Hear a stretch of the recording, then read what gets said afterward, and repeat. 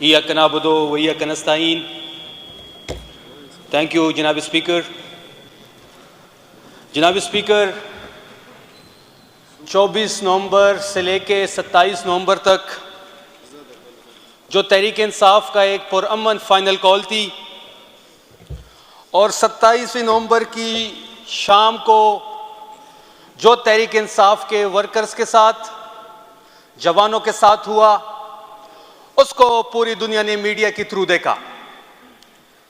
जनाब स्पीकर, इस फ्लोर से मैं ये बात करना चाहूँगा कि यहाँ मेरे दाएं और मेरे बाएं जानिब जितने भी MPs यहाँ बैठे हैं जो गवर्नमेंट बेंचेस के हैं, ये सब उस मार्च का हिस्सा थे।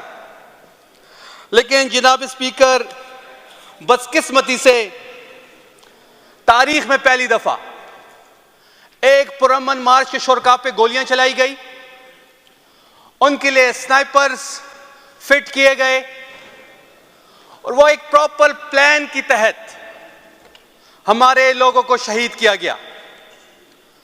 मैं सिर्फ एक सवाल यहां करना चाहता हूं, मैं बड़ी बात करूंगा इस पे, लेकिन शुरू में मैं सिर्फ यह बात करूंगा कि आपने गोली क्यों चलाई, हमें इसका जवाब चाहिए। हम पुरअमन लोग थे, हम पेशावर से चलते हैं, कोई साउथ से आता है, मालाकंड से आता है, हजारा से हमारे काफिले आते हैं, गिलगित से लोग आते हैं, पूरा पाकिस्तान आता है। हम डी चौक पहुंच जाते हैं जनाब स्पीकर, और डी चौक पहुंचने तक एक गमला नहीं टूटा। जब मैं 26 नंबर पे था, रात के कोई 12:30-1 बजे, मैं खुद उसको लीड कर रहा था और मैं कंटेनर्स हटा रहा था गाड़ियों के साथ खींच के। पहली शहादत मेरे हल्के की वहां पे हुई। मोहम्मद इलियास साहब, जो कि मेरे हल्के से बिलोंग रखते हैं, जब मुझे पता चला कि रेंजर्स की गाड़ी ने उसके ऊपर रेंजर ने गाड़ी चढ़ा दी। आप वो वीडियोस भी हमारे पास हैं कि कितनी स्पीड में रेंजर्स की गाड़ी आती है और मोहम्मद इलियास साहब के ऊपर चढ़ जाती हैं। उससे बढ़ के बाद जब मुझे पता चला कि इलियास साहब शहीद हो गए हैं, मैंने अपने लोगों को भेजा हॉस्पिटल। हमें 13 घंटे बाद लाश दी गई। शहीद की लाश हमें 13 घंटे बाद दी गई। उसके भाई सफीर को मैंने बुलाया। सफीर को कभी एक पुलिस वाला एक साइड पे लेके जा रहा है, कभी दारों वाले दूसरी साइड पे लेके जा रहे हैं। आखिर में एक स्टैम्प पेपर लेके आते हैं और उस स्टैम्प पेपर पे ये लिखा होता है कि आप ये साइन कर दें कि आपका तहरीक इंसाफ से कोई ताल्लुक नहीं था। आफरीनो सफीर साहब ने उसने वहां पे भी इमरान खान जिंदाबाद का नारा लगाया, जबकि उसके भाई की शहीद की बॉडी पड़ी हुई थी। तो जनाब स्पीकर, अभी भी हमारे लोग मिसिंग है, लोग हमारे मिसिंग है। गिरफ्तार अलग से हमारी हुए हैं, शहीद अलग से हुए हैं, और स्टेट अभी भी हमारे अगेंस्ट एक प्रोपेगेंडा कर रहा है। जनाब स्पीकर, मैं आपको 27 नवंबर की रात की कहानी बताता हूं, क्योंकि मैं खुद ऐनी शाहिद था वहां पे कि जब हम पहुंचते हैं तो 6 बजे से लाइट्स बंद हो जाती हैं और वो लाइट दोबारा ऑन हो जाती है और 8:30-8 के करीब दोबारा लाइट्स बंद कर देते हैं। वहां पे ATM मौजूद थे, वहां पे मेट्रो बसेस के स्टेशन मौजूद थे, वहां पे दुकानों मौजूद थी जहां पे इलेक्ट्रॉनिक्स और बाकी अशिया थी। कोई एक पत्ता भी नहीं टूटा और 8:30 बजे के करीब अंधाधुंध फायरिंग की जाती है। जनाब स्पीकर, हमारे घरों में तो मातम है, KPK में इस वक्त मातम है, हमारे लोग शहीद हुए हैं। कोई इस तरह परिंदों को भी नहीं मारता जिस तरह इन्होंने हमारे लोगों को छलनी किया। क्या एक सरकारी नौकरी इतनी इंपॉर्टेंट होती है? क्या आप हर एक हुक्म बजा लाएंगे? क्या ये ना, अल्लाह, मैं अल्लाह से दुआ करता हूं कि अल्लाह ना करे, लेकिन जिन्होंने गोलियां चलाई, जिसके हुक्म पे ये गोलियां चली, अल्लाह करे जिस तरह इन्होंने लोगों के बच्चे मारे हैं, यही एहसास से वो भी गुजरे, ताकि उनको एहसास हो कि एक बच्चे को आप 17-18 साल 30 साल तक बड़ा करते हैं तो कितनी मुसीबत एक वालिद और एक माँ गुजारती है। और उससे बढ़ के जब ये कहानी बड़ी मशहूर भी है सोशल मीडिया पे कि हमारे एक शहीद के जेब से 570 रुपए निकले, छन्ने के उससे पैकेट निकला और उसके फोन पे 41 मिस कॉल आई हुई थी। जो नंबर सेफ था वो प्यारी अम्मी के नाम से सेफ था।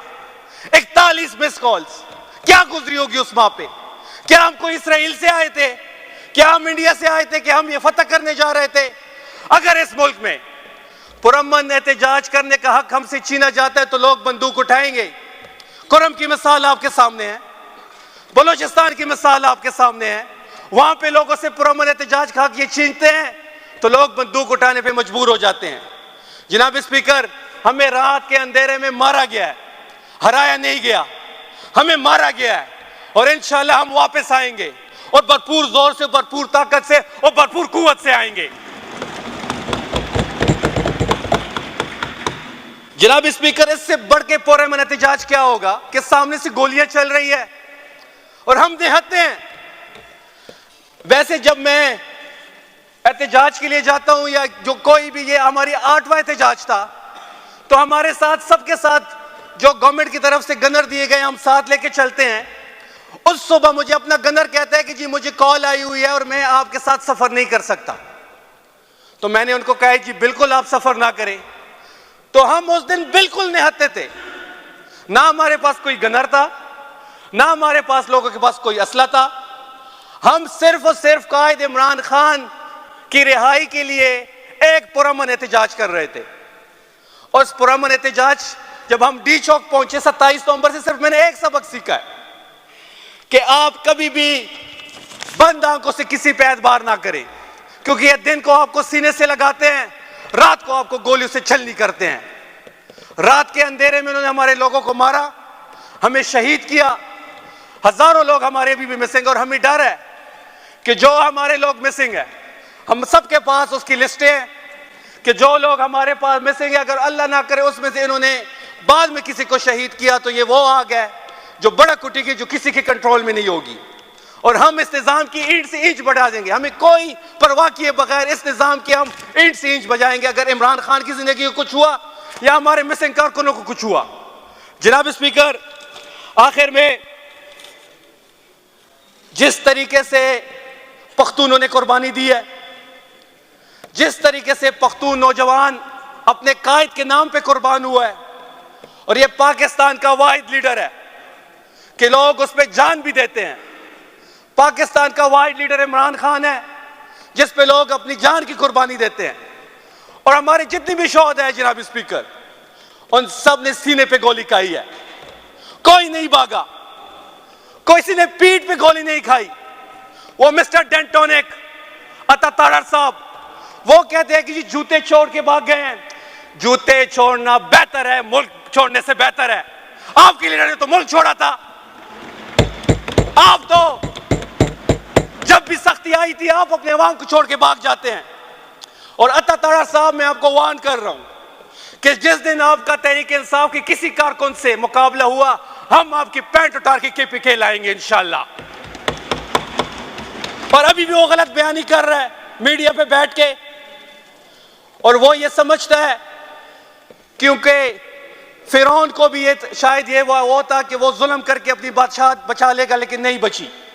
यजीद का भी एक मुतालबा था कि आप सर झुका दें, लेकिन हुसैन ने सर नहीं झुकाया। हम उसके मानने वाले हैं, हम इस जुल्म के खिलाफ खड़े हैं और खड़े रहेंगे। और अगर ये चाहते हैं कि ये हमें गवर्नर राज का कहेंगे कि हम गवर्नर राज लगा देंगे, किसी में हिम्मत है अभी गवर्नर राज लगाए, किसी में हिम्मत है लगा के दिखाए गवर्नर राज। हमने 9 मई में इनका मुकाबला किया है, हमने फौज का मुकाबला किया, हमने रियासत के हर इदारे का मुकाबला किया है, हमारे घरों पे रेड्स हुए हैं, हमारी फैमिलीज को उठाया गया है, हमारी गाड़ियां तोड़ी गई हैं। ये हमें गवर्नर राज से डराते हैं। हिम्मत है तो लगाए गवर्नर राज।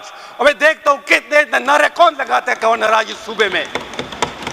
हमें गवर्नर राज से कोई ना डराए।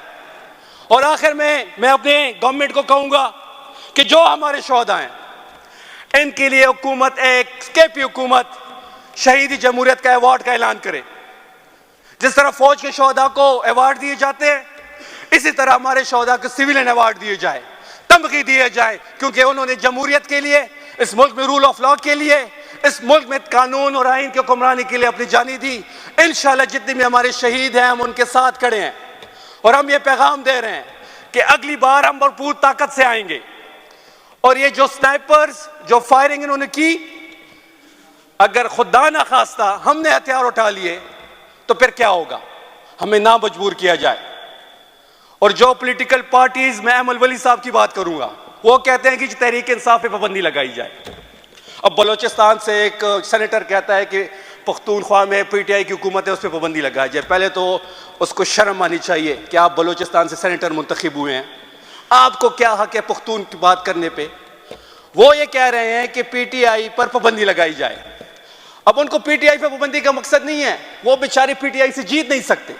3 दफा उसके घर में उनको हराया हमने। ये इफ्तिखार बैठे हुए मेरे राइट पे, ये इफ्तिखार बैठा है, इसने आजाद हैसियत में उसको हराया। हमारे ऊपर, हमारी पार्टी पे तो पाबंदी थी 9 मई को, किसी के गोभी निशान था, किसी का बैंगन था, किसी की चारपाई थी।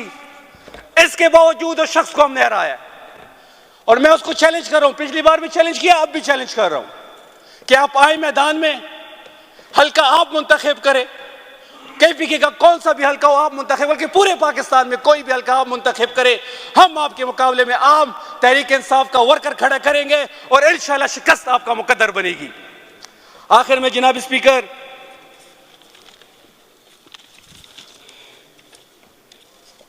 मैं अपनी लीडरशिप की तरफ बात करना चाहूंगा।